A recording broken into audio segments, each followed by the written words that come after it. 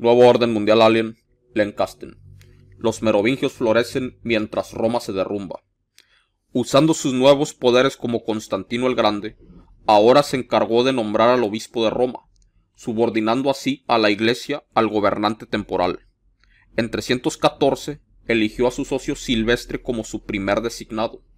También en ese mismo año reivindicó al dios de los cristianos como su patrocinador, y también introdujo elementos de creencias paganas, en particular la adoración del sol en la nueva religión. Garner dice: en resumen, la nueva religión de la Iglesia romana se construyó como un híbrido para apaciguar a todas las facciones influyentes. Esto significa que Constantino miró hacia una religión mundial común y unificada consigo mismo a la cabeza. Este fue un movimiento audaz para globalizar la religión y, al agregar todos los adornos de riqueza y poder a las humildes enseñanzas de Jesús, para subordinar la religión al poder temporal y materialista, esto completamente subvirtió el cristianismo nazareno, ya que ahora permitía a los jefes de Estado celebrar todas las cuerdas del control mental a través de la religión, como con las reinas de Orión. Así, uno puede discernir fácilmente en esto las huellas dactilares de la influencia de la hermandad. Constantino era de sangre real, a través de su madre Helena, por lo que fue indudablemente un sangre azul. Todo esto hace que parezca que la conversión fue más un cálculo político que una inspiración sincera. Él esencialmente había secuestrado el cristianismo como un medio para solidificar su energía. Pero Constantino también tenía mayores ambiciones. Ya que por tradición los emperadores romanos siempre fueron considerados dioses, él también asumió ese manto. Garner dice: la misión de Jesús de derrocar el dominio romano había fracasado, debido a la desunión entre los judíos sectarios.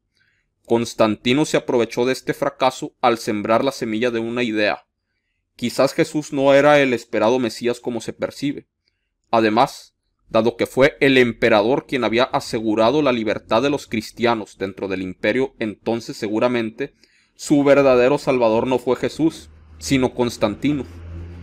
Para cimentar esta noción, convocó el Concilio de Nicea en 325 para crear un nuevo dogma.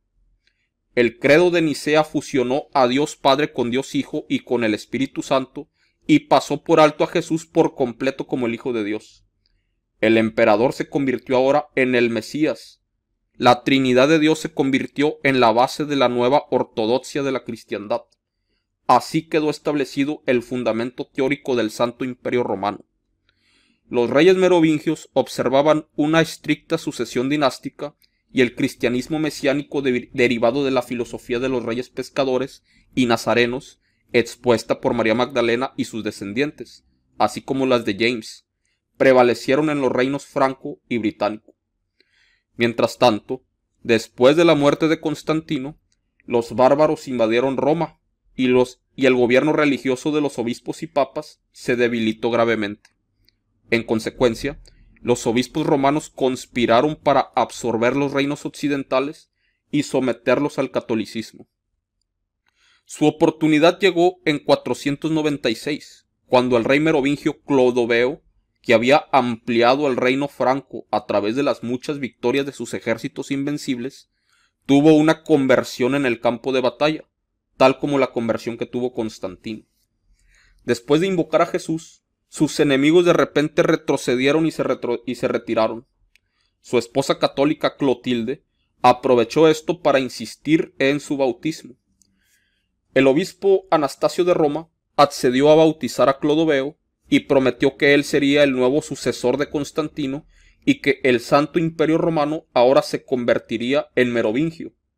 Este tipo de promesas de los protegidos reptilianos siempre son rotas. Son simples votos de conveniencia, como se demostró más dramáticamente en la historia reciente de Hitler. Más de 200 años después, los papas fingieron cooperar mientras esperaban otra oportunidad. Como se ha demostrado muchas veces, los reptilianos tienen infinita paciencia.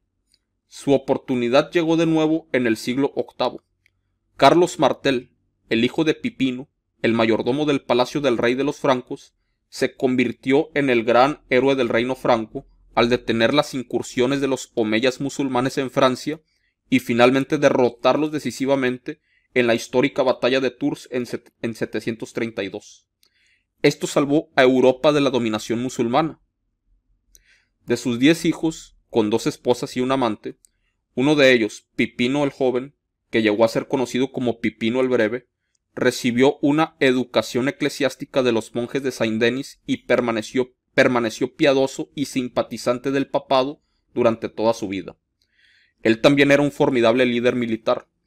Se convirtió en rey de los francos en 751, después de Childerico III, último rey merovingio, recluido en un monasterio. Él instituyó reformas eclesiásticas en todo el reino, para lo cual recibió la bendición del Papa Zacarías. En 753, el nuevo Papa, Esteban II, preocupado por las amenazas de los reyes de Lombardía, que exigían tributo del papado, dio el paso sin precedentes de viajar a Francia para reunirse con Pipino. Esta fue la primera vez que un papa cruzó los Alpes. Había mucho en juego para el papado. Los lombardos querían deponer al papa y tomar Roma. Pipino envió a su hijo de 11 años, Carlos, a llevar al papa a la reunión. Este fue un gran drama para el niño, que finalmente se convirtió en Carlomagno I, el primer gobernante del Sacro Imperio Romano Germánico. Pipino y el papa llegaron a un acuerdo. Pipino prometió lanzar una campaña contra los lombardos y entregar sus ciudades al papado. Esteban accedió a coronar oficialmente a Pipino como rey de Francia y a nombrar a sus 2 hijos, Carlos y Carlomagno, como sus sucesores. Esto efectivamente puso fin al gobierno merovingio de Francia y, en términos de influencia religiosa, incorporó a Francia a la Iglesia romana y la sometió a los edictos del obispo de Roma y luego del Papa. Así, los controladores reptilianos de la Iglesia de Roma y el Papa dieron un paso gigante hacia el gobierno, sobre todo del mundo civilizado, en ese momento, de una manera similar a la de las reinas de Orión con su ojo en el cielo. Usando la religión a través de los ritos de la Iglesia, que exigían la sumisión a las doctrinas católicas para alcanzar la salvación por medio de Cristo, la hermandad estaba ahora posicionada para imponer el control mental sobre todos sus súbditos en Europa. En ambos casos, la intención última era suprimir la conciencia superior y por lo tanto mantener a la población dócil y controlable. Es lo que hoy llamamos el proceso de embellecimiento. Los reptilianos sabían que la globalización de la religión era la clave para el control global de sus títeres Illuminati y por lo tanto el medio por el cual podrían retomar el mundo de la superficie. Fin del capítulo. Amigos, hasta aquí dejamos este capítulo tremendo de Nuevo Orden Mundial Alien, de cómo los poderes que no deben de ser se apropiaron de la doctrina crística y lo utilizaron para sus fines nefandos de control, influencia política y sobre todo, como dice aquí, de tomar las conciencias de las personas para su causa e incluso de adorarlos como dioses, ¿no? Como Constantino. Y bueno, aquí tenemos cómo se cooptó la influencia merovingia. Primero, la influencia merovingia tumbó a la influencia romana y posteriormente viceversa, ¿no? La influencia de los obispos volvió al poder mediante el papado y volvieron a tomar el control. Es todo un estira y afloja, pero bueno, este libro lo explica de manera impresionante y detrás de todo esto están los alienígenas reptoides utilizando las religiones como métodos de control.